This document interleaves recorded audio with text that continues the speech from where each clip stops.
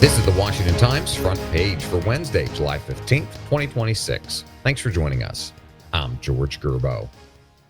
President Trump has reversed plans to levy tolls on commercial ships transiting the Strait of Hormuz.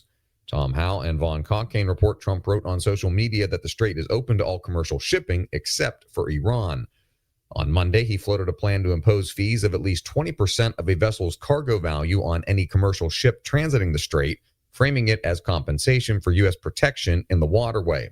On Tuesday, he changed his mind, saying he wants the U.S. to be reimbursed for its security efforts through investment deals from Gulf nations that stand to benefit from a reopened strait. U.S. Central Command reinstated a naval blockade of Iran's ports on Tuesday. The U.S. had operated a blockade on Iran for weeks before signing a memorandum of understanding on June 17th. President Trump must decide whether to continue allowing foreign ships to transport fuel to U.S. ports, a policy opposed by Democrats and Republicans who say it lowers gas prices at the expense of American jobs. Jeff Murdoch reports the president temporarily lifted the ban on foreign vessels on March 17th. The administration announced a 90-day extension on April 24th, with a second waiver taking effect May 18th. That waiver is set to expire August 16th unless the president extends it a third time. A law known as the Jones Act requires all goods shipped between U.S. ports to be carried on vessels that are American-built, flagged, owned, and crewed. Since the president waived the Jones Act, roughly 40 million barrels of fuel have been transported by 162 foreign vessels, according to the most recent data from the Department of Transportation. Supreme Court justices told Congress there are growing threats to their safety as they asked for an increase in their security budgets.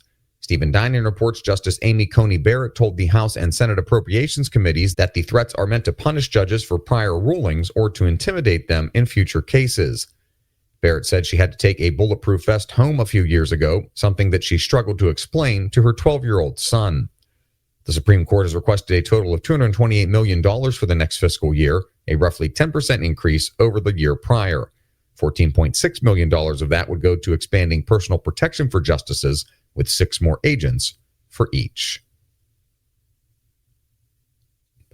Newly released records show investigators working for special counsel Jack Smith directly accessed text messages belonging to 44 current and former members of Congress.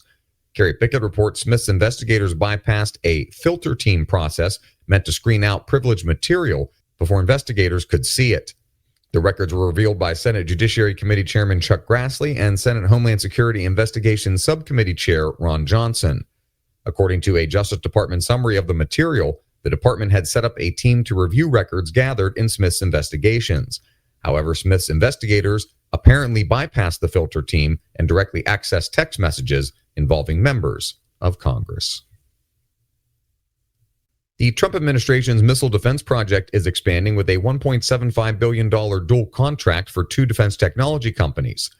John Seward reports the Space Development Agency, an arm of the Space Force, announced roughly $955 million will go to Florida-based L3 Harris Technologies for the production of 18 hypersonic and ballistic tracking satellites. The other roughly $798 million will go to Colorado-based Sierra Space for 18 missile warning and missile tracking space vehicles. Some members of Congress are concerned about the drastically varying long-term cost estimates for creating the Golden Dome, with analysts continuing to request more information about the secretive system. And finally, France used its Bastille Day celebrations to also show European military support for Ukraine. Guillaume Patak reports about 25 Ukrainian troops took part in the holiday parade down the Champs-Élysées in Paris.